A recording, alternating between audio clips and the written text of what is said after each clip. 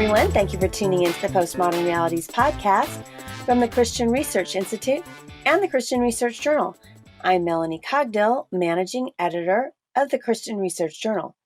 It's August 2019, and you're listening to episode 137, How We Lost the Universities and How to Reclaim the Voice of Christ. On this episode, I'm joined by Dr. Corey Miller. Corey is president and CEO of Ratio Christi, which is an apologetics evangelism ministry on more than 180 college campuses. And he is also the co-author of Leaving Mormonism, Why Four Scholars Changed Their Minds. Corey has written an online exclusive feature article for the Christian Research Journal, and it's called How We Lost the Universities and How to Reclaim the Voice of Christ. It's free online for you to read at equip.org. Corey, it's good to have you on. Hey, it's great to be here, Melanie. Thanks so much for the opportunity. Sure. Well, now, within Christian circles, I think this is a big issue that people talk about, especially if some parents are listening and they've gone through the application process to universities in the United States, or they're about to go through the process because it's August and that kind of starts up at the end of the month for the fall. But some people are concerned that a lot of universities are, hostile to Christianity and maybe would not be a good place for their student to study. So it's always a very big issue. So why does it matter to you when you think about this article that you wrote that, what do you mean by we lost universities? You seem to assign, pretty big importance to this claim. What does that exactly mean in terms of Christianity? Yeah, well, the thinker Richard Weaver once said that ideas have consequences. And we hear the statement, what happens in Vegas stays in Vegas. But that is not the case in the universities. What happens in the universities has a way of making its way into pop culture eventually. It's the gatekeeper of thought in a culture. So, Hitler said, give me the textbooks and I will control Germany. And he did. Abraham Lincoln said that the philosophy in the schoolroom in one generation is the philosophy of government in the next, and he was right. I think the universities, Melanie, are the most influential institution of Western civilization. It's from them that we get our doctors, our lawyers, our business leaders, our future political leaders, our artists, our K through 12 educators, and even our future professors. As goes the university, so goes the culture. And at least at this point in history, as goes the U.S. university, so goes the world. So, just in your title that we lost the universities, you're claiming that we quote unquote lost something and it assumes something that we were losing. But to what extent have we ever had, universities that we've lost in terms of Christian worldview? Right. I think you can look back, say at the very beginning, even if we want to dispute the notion that America was a Christian nation, I don't think it necessarily was. You don't find in the founding documents uh, quoting Jesus on anything. It talks about the Creator, talks about inalienable rights. It gives lip service to that direction, and you can tell, even though it's a theistic nation rather than an atheistic nation, there was a bit of deism in that as well. Most of them were theists, and the vast majority of those were Christian theists. You didn't have Muslim theists, for example, or very many Jewish theists in the founding of this country. So even though it's not a distinctly Christian nation, it certainly is colored Christian, and it definitely was theistic as opposed to atheistic or pantheistic, those three being the all-inclusive set of mutually exclusive worldviews. And so when we think about how it started, in 1636, more than 100 years before the nation began, the Puritans arrived, and within a few years, they launched the first college. It was called Harvard. And the motto was Veritas, which means truth. And that Veritas was in Latin capital V or English capital T for truth, because for them, all truth was God's truth. And Harvard, as an example, set the tone. It required chapel attendance. It required its freshmen to take Hebrew. Quickly, its mission statement was modified from Veritas simply to become Veritas Christo et Ecclesia, or truth for Christ and the church. And it maintained that motto for almost 300 years until 1936 on its 300-year anniversary.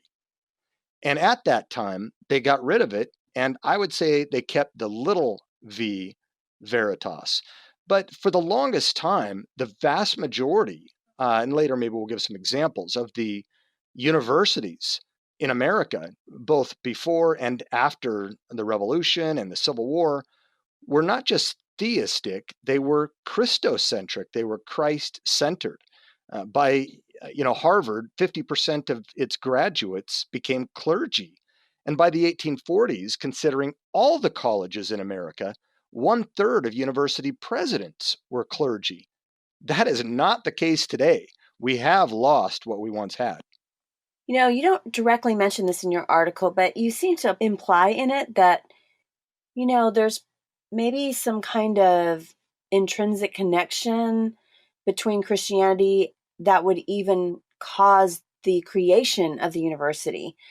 But as people think of Christianity, they just sometimes think that's just reducible to their own personal faith. I mean, what about Christianity itself would cause the founding of universities at all? I think, in some respect, Christian thinkers have been part of the problem in this, or at least Christian communicators, talking about faith juxtaposed to knowledge. The expression, a leap of faith, was done by Soren Kierkegaard, a Christian thinker. And a lot of people think of the Christian religion as a religion of faith, but it's not. It never was. It was always part of a knowledge tradition. You go back to the very beginning, the foundation of Christianity, which is Christ himself. In John 17, he says, "Here then is eternal life, to know God."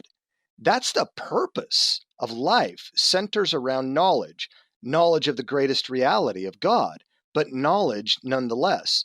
And in John 1:1, in the biblical text, the author he's speaking using Greek, but he's speaking to a Jewish audience who understands the in the beginning expression.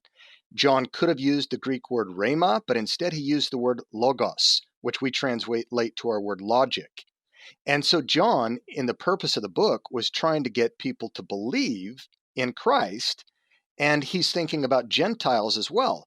Logos was very central in Greek thought at the time.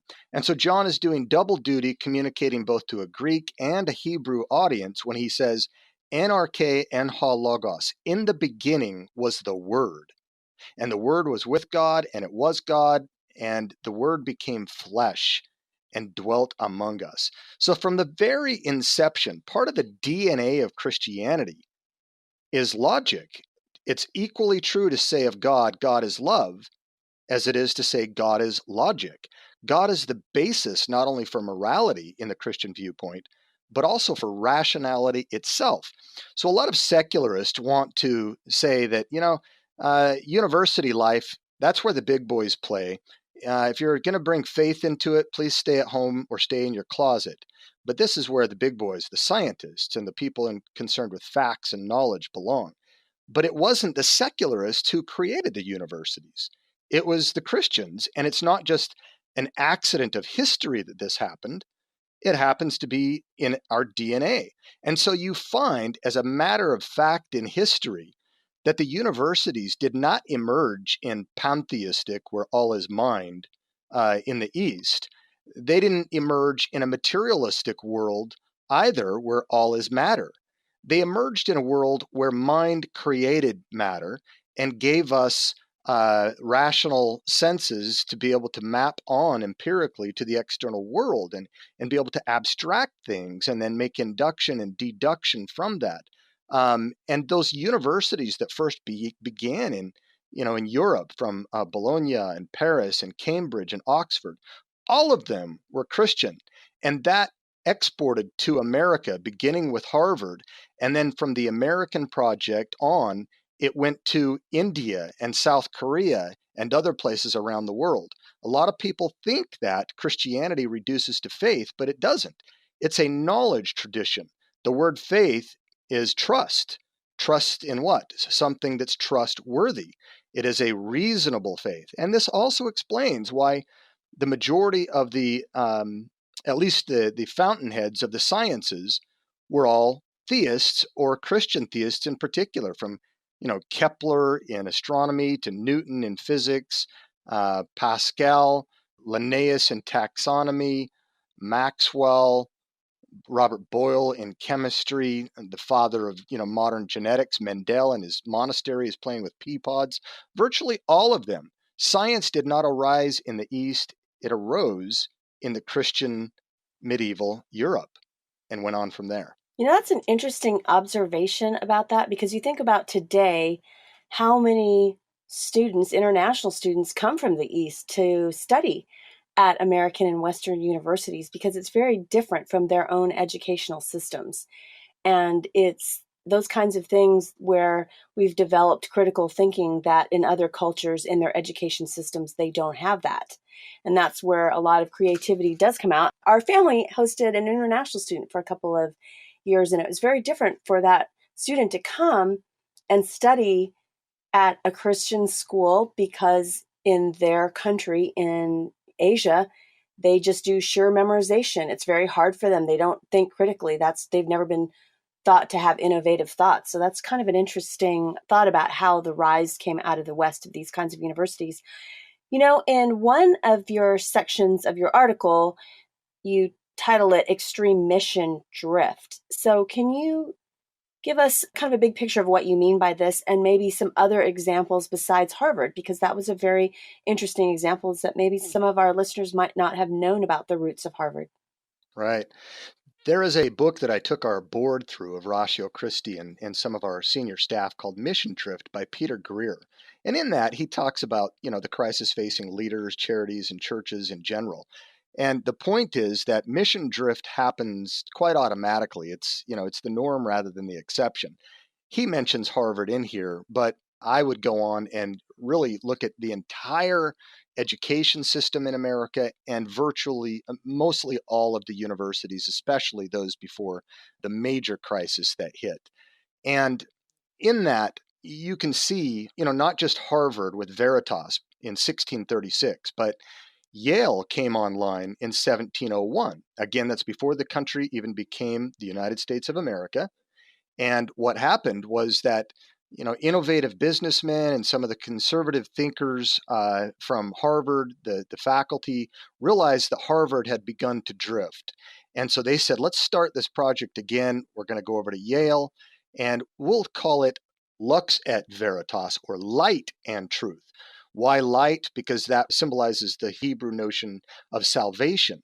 And so Yale began with light and truth. And I was at Yale not long ago, and I was looking at the archway going into the campus, and it still says to this day, for God, for country, and for Yale. Well, now today you have Sex Week that happens at Yale, where maybe a feminist professor may get up in the buff and, hear me roar. Harvard, of course, you now have people like Steven Pinker writing the apologetic that became Bill Gates' new favorite book, Enlightenment Now, The Case for Reason, Science, Humanism, and Progress.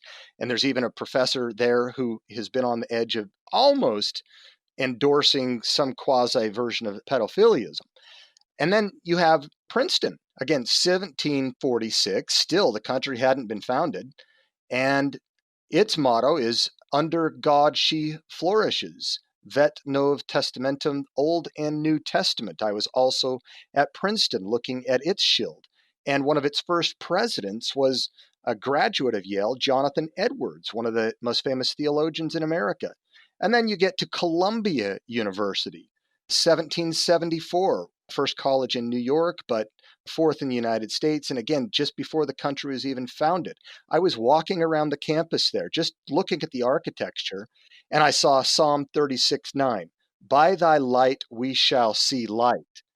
And today, I couldn't tell you the number of crazy professors we have there.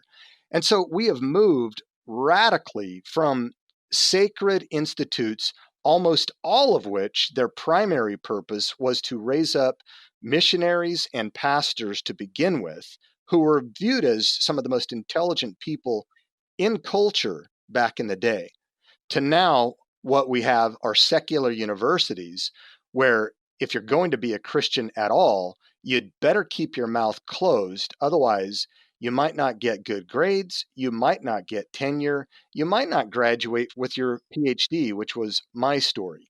It is now a fully secularized university and swallowing up the next generation rather quickly, and can be explained as why our culture is going so secular so quickly. Well, the university that I went to, the University of Southern California in Los Angeles, it was founded in the 1800s. I don't know if it was founded at any Christian foundation. I don't think so. But by the time I got there a couple decades ago, in one of my classes, we did a whole entire section in a women's studies class. The section was God is Dead. So every day that they came in to talk to us about, why God and Christianity had died, why it didn't matter, what does that, now this new revelation that we have where, we're the center of everything. And of course, that was kind of early roots of the whole LGBTQ movement as I took that class. So all of that is very fascinating with those different colleges. You're listening to Postmodern Realities podcast from the Christian Research Institute and the Christian Research Journal. Today's guest is Corey Miller, and he has written an online exclusive article for the Christian Research Journal, and it's free online at our website, equip.org, and it's called How We Lost the Universities and How to Reclaim the Voice of Christ. I'd also like to invite you to subscribe to the Christian Research Journal. You can do that by going to our website, equip.org, and a subscription is $33.50. And when you subscribe to the journal, you join our team of print subscribers whose paid subscriptions help provide resources so that all these articles and this podcast, Postmodern Realities, can be free to you online as well as free to people that we're ministering to worldwide. And if you're already a subscriber, or right now a subscription is not in your budget, another way you can keep supporting our website and our journal and this podcast is to leave us a tip. And a tip is just a small amount, maybe $3, $5, which is the cost for some people of a latte or a lunch out or a coffee drink of some kind, or even maybe $10 or $15, which would be the equivalent of maybe a monthly subscription to your favorite online streaming service where you watch TV shows or movies.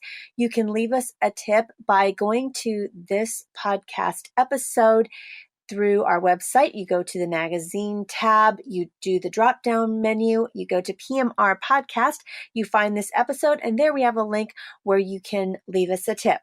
And we are really grateful for all of your support to help us continue to bring you all these apologetic resources. Well, we were just talking a little bit ago, just kind of more in broad strokes about this whole issue, but getting more specific, what were some of the major issues that moved these universities that had religious or some sacred or theological foundation, or even maybe sectarian institutions, to become what we know as the secular, quote, modern university? Was there some kind of movement by atheists through that launched this, or was it something else? One might think that there was a conspiracy with Richard Dawkins that, he pre-existed and took over the universities, but that didn't happen. To give you a sense of how secular the modern universities are now, and then to go back and look at that, the faculty ratio from, you might say, from liberal to conservative thinkers, and that's a broad term, but just based on that alone, uh, it was 2 to 1 back in the early 90s.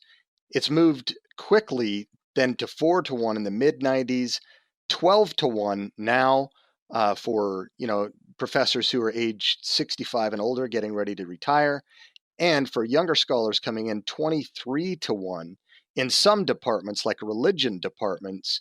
God forbid a parent should want to send their child to a religious studies department. It's 70 to 1. If that doesn't show what's been happening in the universities and how it's not a place of viewpoint diversity, and it certainly isn't looking at things from a Christian outlook. it is very, very much secularized. I think some of the major issues that precipitated this was the move into modernity. And major issues were during the Enlightenment period.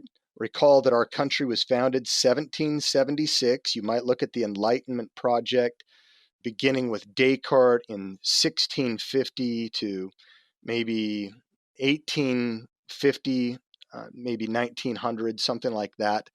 During that period, you end up having ideological, methodological, and practical things taking place. Ideological things, you end up with the rise of biblical criticism happening, the JEPD theory, the questioning of Genesis, the rise in 1859, of biological evolution with Darwin's theory, and the replacement of Darwin in biology from, say, teleology that was embraced by the Greeks all the way up through the medievals, both Jewish, Islamic, and Christian thinkers. And so now design is no longer a factor. You're not thinking about giving a formal or a final cause, a teleological cause, a purpose behind things. Now things are without purpose, and you're explaining everything by materialistic causes.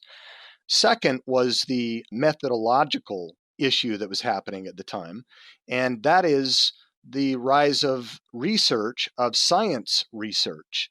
Now, note that, as I said, the fountainheads of all the major sciences were Christians, but coming from Germany in particular, someone once said in the Bible, does anything good come from Galilee?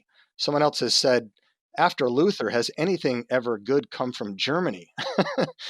And this is where, the Enlightenment period ended and culminated with Immanuel Kant, who we can remember in history for "You can't know ultimate reality." He questioned all of natural theology. His views affected science as well. But on the rise was this view of not just science per se, which in Latin was scientia. The medievals used to talk about, scientia was at the fountainhead of the university. Theology is the queen of all the sciences, by which it meant the knowledge disciplines. Scientia in Latin is the equivalent of episteme in Greek, or epistemology, theory of knowledge. And so it wasn't just what we think science is today, which is reducible to chemistry and physics. Science meant all of the academic disciplines back then. Well, what's happening in the Enlightenment was you're now cutting off the era of pre-modernism, where there was design, where there was metaphysics, where there was religion, there was God, there was a non-materialistic world, and now everything started to move into the materialistic era. The father of modern science, Francis Bacon, used to talk about the two books of God, the book of nature and the book of scripture, and said that the two could never contradict. But since Bacon and going into the Enlightenment and past the Enlightenment, these new research methodologies were trying to focus without any sectarian influence. They didn't want the Lutherans. They didn't want the Presbyterians. They didn't want the Baptists. They wanted it to be purely based on human reason and reason alone. And what won the day in the Enlightenment was a particular form of reason. It was scientific reasoning that you could test with the five senses. And so with that research methodology rose scientism that maybe we'll talk about a little bit later. Well, what happened with that, Melanie, was that at this time in the United States, it was almost unheard of to think of a top scholar in the field at a university who had not gone over to Germany and studied. And this influence gets taken overseas and gets brought back. And the new way of thinking, the new research way of thinking from a scientific point of view, not a scientific point of view, started to take root. And it was almost like what we would call methodological naturalism today, methodological scientism, where you can be a metaphysical theist, that is, someone who believes that there is a God, but you're going to practice a methodological naturalism. You try to explain all the data by invoking all and only natural explanations. Well, of course, you're never going to get intelligent design theory out of that because you've already ruled it out. You've got to have a natural explanation.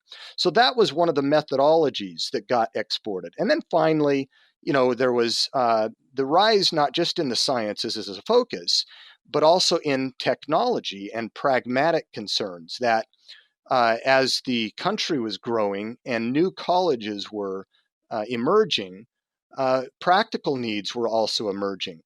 Um, you wanted to train people in technology. You wanted to give people opportunities for other jobs than just, say, becoming clergy or something like that.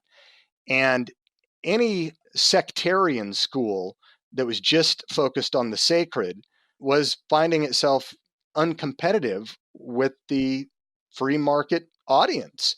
And so it started offering graduate schools, professional schools focused on the science, where the science now had this new methodology and this new worldview going into it. And George Marston writes about this in his book, The Soul of the American University, From Protestant Establishment to Established Non-Belief.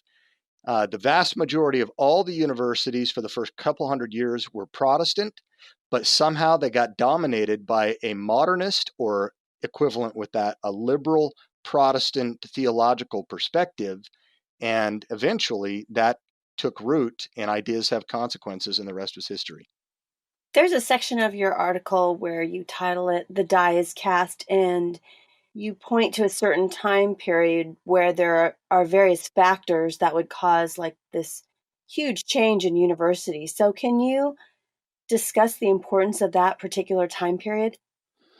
Yes, and along with what we were just saying, some of the theological distinctions of a sectarian school, limited to, say, the Presbyterians or the Congregationalists or whatever, limited a college's constituency becoming a liability. So the colleges started to emphasize the unifying aspects of the Christian religion, which ended up being morality rather than some distinct theology. And at the time, theology was being reduced to anthropology and to morality. Some of the Enlightenment thinkers saw the Bible, especially through the lens of biblical criticism, and said that the value, the redeeming value of the Bible really is not its historicity, but its morality. And so you're thinking at the same time, with the rise of deism and liberal theological thinking. By liberalism, I'm not thinking politically, I'm thinking theologically. And so by the time you reach the 50-year critical period, which was post Civil War, 1880 to 1930, that was really the critical period. You had several commitments that I just discussed that were already at bay. They were already precipitating cataclysmic changes that would end up taking place between that 50-year period. The debates were happening at Yale, at Princeton, at Harvard. But when you consider those particular areas, how those ideas eventually fleshed themselves out during the 1880 to 1930 time period, with respect to religion, the defining feature was that you were no longer looking at universities or colleges to train clergy. People were being trained in other professions, and ministerial education now shifted essentially to divinity schools. And so rather than just Princeton University, you have Princeton Theological Seminary, for example. And so it allowed the colleges to focus more practically on secular as opposed to sectarian. Second, during that time period, again, the Enlightenment thinking was variously exported from Europe. The reverence for scientific authority had taken itself to new heights, and it no longer was simply science, which emerged in Christian thought, but it was now scientism. And the corollary was that moral philosophy had begun to replace theology. This is why you have some talk in Christian circles about the social gospel that happened over a century ago, that things are getting better and better every way and in every day, and that Christianity is virtually equivalent with morality, with moralism. And so that became the defining feature for the intellectual life of the Christian in the universities. And then third, again, to serve the public in very practical ways, was a free market economy where they had their new graduate schools, focus on technology. They had to meet the needs of the community around them, and professional schools, all of which took a decidedly secular approach. And so through the latter half of the 19th century, then, the German universities served as America's graduate schools before we got our own. And so all of our big scholars were going over to Germany. And think about this, Melanie, behind every PhD is a doctorate of philosophy, whether that's a PhD in physics or history or basket weaving. At the highest level, everyone's doing philosophy. And you're either doing theistic philosophy or non theistic philosophy. And given what was coming out of Germany, that started to influence all the scholars that were coming over here. And by the 1880s to 1930s, the leaders that had managed to take a step into the significant roles in the universities were already making their way thoroughly through the system. And this German philosophy and secular research methodology was just enormously influential. And I think it came out in two ways. After Immanuel Kant, you end up getting either empiricism, scientism, not just empirical investigation in science, but empiricism, the be all end all of knowledge, that unless you can verify it with one of the five senses, it can't be an item of knowledge, which is self defeating, but it lasted for at least 50 to 60 years. And out of the other area in the humanities, you ended up getting an idealism, a real subjective approach to truth that was given more and more validity, so that absolute truth was going away. Biblical criticism was on the rise, and the trend again was to reduce religion to morality and theology to anthropology. So, what has happened to truth since kind of that huge shift, that big cataclysmic change in the university? And you talked at the very beginning about ideas having consequences. I mean, given that shift so many, almost 100 years ago, I guess, what does that look like now, especially because you oversee a ministry that works on the college campus? What is the current climate? The current climate is very, very difficult if you're going to be an outspoken Christian, because about a century ago, we abdicated our role and responsibility in high culture.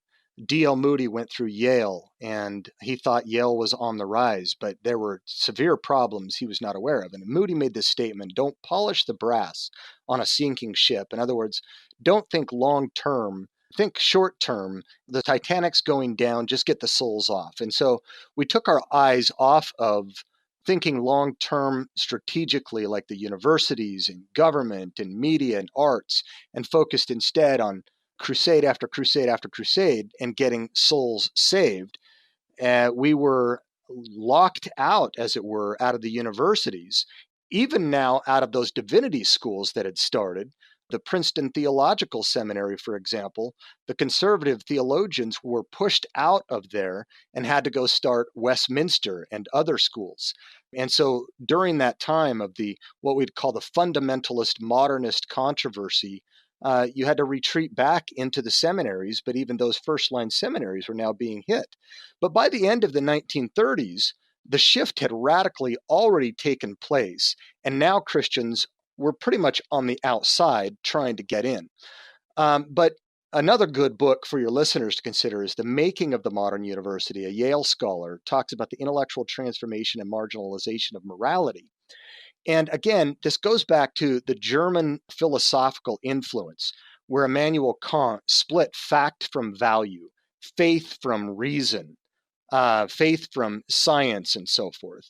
And so that every academic department these days wants to call itself a science, the science of economics, the Department of Psychological Sciences, or something like that. There is fact and there is value.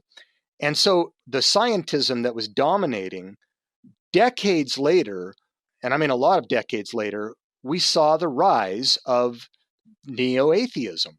And if you think about it, most of these neo-atheists, they were like Richard Dawkins. They were scientific naturalists. Well, the university departments had been split in two for quite some time. You had the scientific naturalists, we think about atheism there, typically in the natural sciences, chemistry and physics and biology. But in the humanities, what was going on there?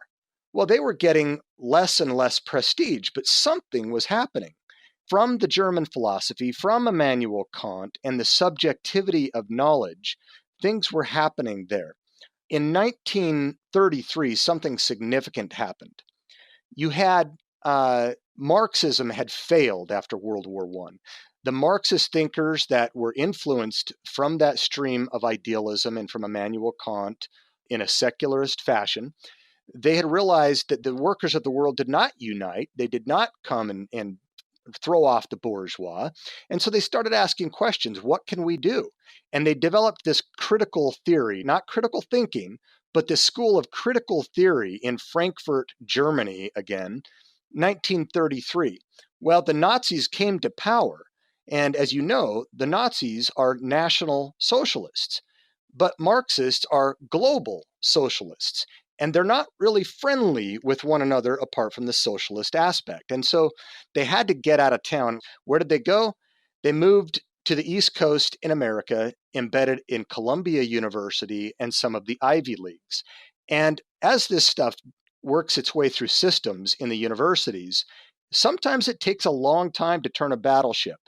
They wrote very, very influential books, and these books took root in the humanities departments across the board.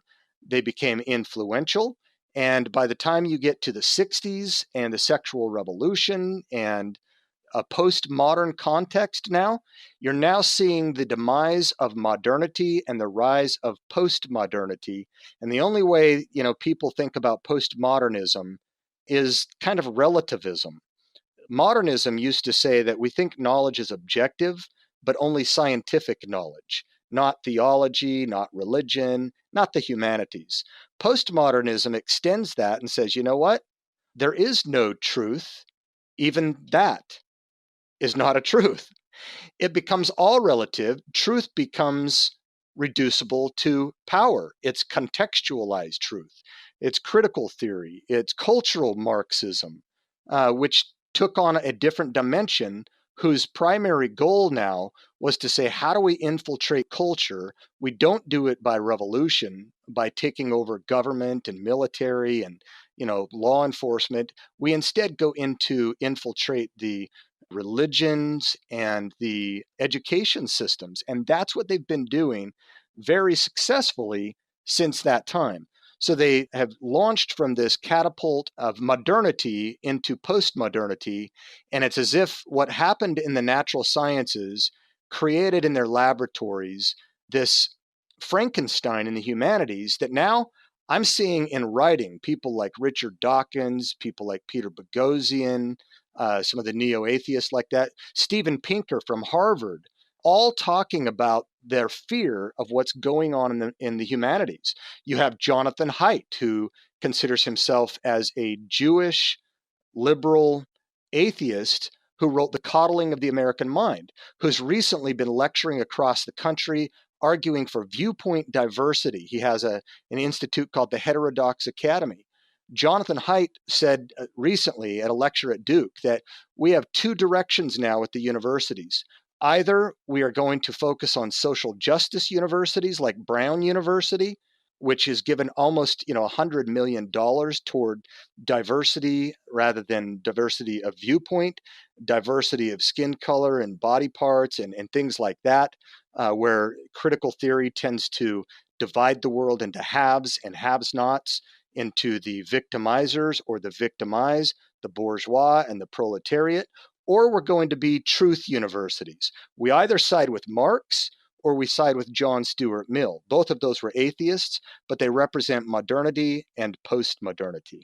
And so now we're seeing what's happening radically in the universities at a time when the humanities are engulfed in postmodernism and relativism, and the sciences in scientific naturalism.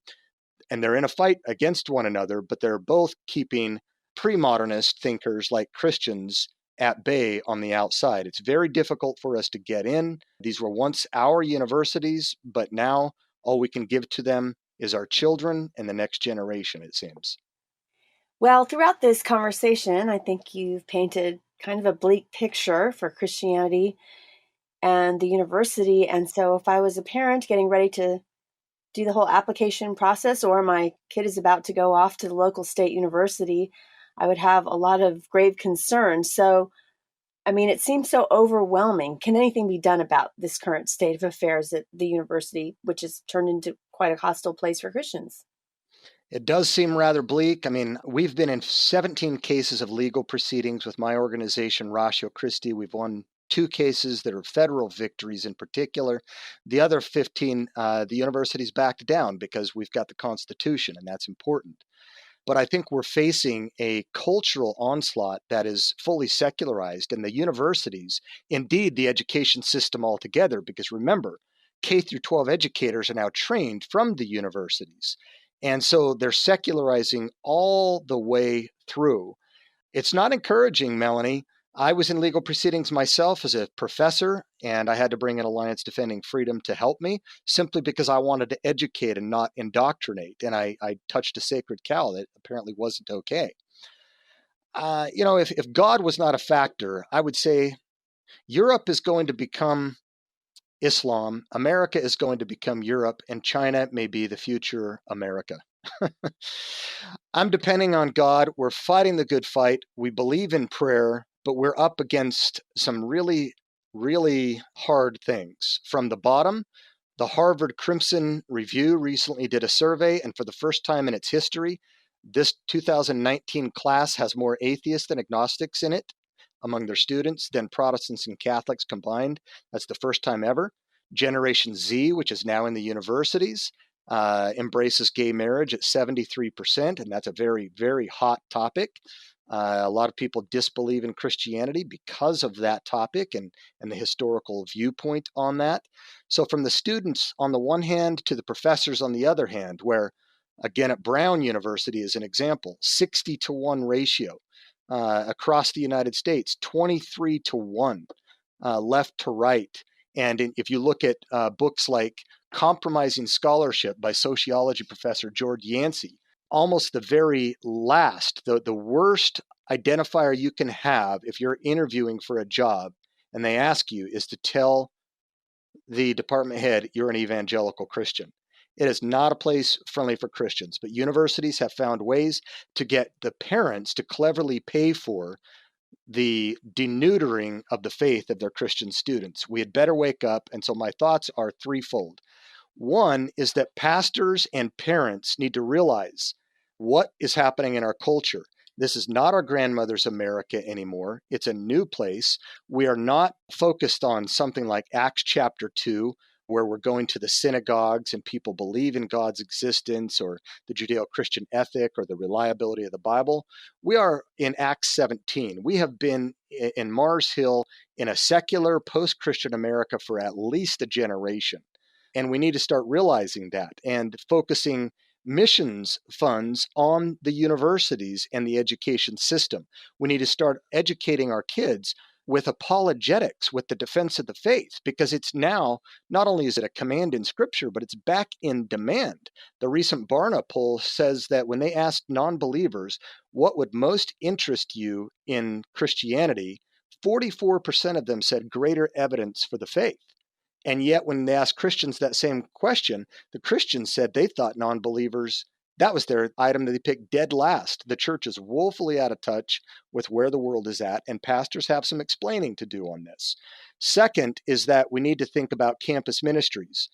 Many campus ministries these days are responding or reacting to social fads today, what is happening with social justice in the culture, and that term has both good and bad connotations depending on where you're coming from. It's a real Trojan horse. We need to be careful. And sometimes we're reacting to it rather than responding. And there's a big fear there, but they're not always embracing apologetics evangelism, which is where our new universities are at. It's where our culture is at. We are in Acts 17. We are on Mars Hill, and the non-believers want a plausible, reasonable response to their questions. And then the third one, Melanie, is this. We cannot continue to be on the outskirts of the university like campus ministries or churches. We have got to reclaim the intellectual voice of Christ from the inside out. We have got to, it might be like storming the beaches of Normandy, but we need to push people into careers through graduate school to get PhDs in secular universities. We need to help young doctoral students think carefully about the difference between being a professor who happens to be a Christian and a Christian professor, a missional professor. And then we need to help senior faculty like full professors and administrators think about hiring before retiring. We are looking at the greatest changing of the guard in the university, in the history of the American university, as the baby boomers are retiring. Who will replace them is a fundamentally important Christian. To not think about the professor, the most important post in the most influential institution of the Western civilization, is, in my mind, the greatest omission of the Great Commission in the Western world. Christians everywhere in the United States need to focus their efforts on the universities and on education. No longer polishing the brass on a sinking ship. We need to think about this as mission critical. Well, you are mentioning kind of what we should encourage, specifically students, going on to graduate work. But how do they even survive and keep their faith during those critical years as undergraduates so that they can become missional professors? Do you have any tips for parents and students how to really, be able to navigate a university, a place where many professors are going to be hostile to their faith? Yes, I would encourage people to contact us at ratiochristi.org, ratiochristi.org. We have a high school ministry, RC College Prep. We have a college ministry focused on the undergrads. And then we have a professor ministry. And so we partner with churches. We heavily recruit from our nation's seminaries. We are partnered with the apologetics community, and we have resources for parents for junior hires and for high schoolers and so forth, in order to do as 1 Peter 3:15 commands, and that is to be prepared to give an answer, to give a reason for the hope that's in you, and to do it with gentleness and respect. Contact us and we can give you resources to go from there. Well, finally, I want to end on a lighter note with some fun rapid fire questions for Corey. So, Corey, it's summer, and you might be having a cookout to kind of wrap up the summer. Burgers or hot dogs? Burgers. We've been talking about the university. So, where did you go to college for your undergraduate degree, and what was your major? Multnomah Bible College for my undergrad, Bible theology. For a vacation, do you like a vacation away, or are you a staycation person? Oh, definitely away. I want to see the outdoors, I want to see nature, and I want to see history. So, if you were to go on your ideal vacation and money was no object, where would you like to go? I just came back from Yellowstone, and that's hard to beat for nature. But the next place I'd love to go is Greece or Rome. Well, thanks, Corey, for being a guest on the Postmodern Realities podcast. Thank you for having me, Melanie. Love what you guys do. Appreciate it. Today's guest is Corey Miller, and he has written an online exclusive article for the Christian Research Journal. It's called How We Lost the Universities and How to Reclaim the Voice of Christ. You can read it completely free online at our website, equip.org. And because our website is free and it doesn't require any kind of paywall, we ask that you would consider becoming a subscriber and joining our team of print subscribers. To become a subscriber, please head on over to our website, again, equip.org, and a subscription is $33.50. And we're very grateful for your support of this podcast as well as the Christian Research Journal. We'd like to hear from you, so connect with us on social media, like the Bible Answer Man Facebook page, and follow CRI, Christian Research Journal, Hank Hanegraaff, and the Bible Answer Man on Twitter. And please subscribe to the Bible Answer Man channel on YouTube.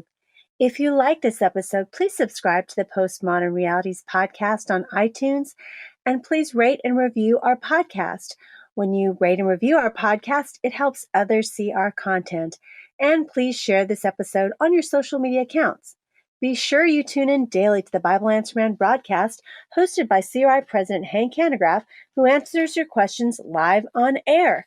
To ask Hank a question, call 888-ASK-HANK, Monday through Friday at 6 p.m. Eastern Time. In addition, head to iTunes and subscribe to Hank Unplugged, Hank's audio podcast. Follow Hank Off the Grid, where he has in-depth conversations with some of the brightest minds discussing topics you care about. So until our next Christian Research Journal author conversation, thanks for listening to the Postmodern Realities podcast.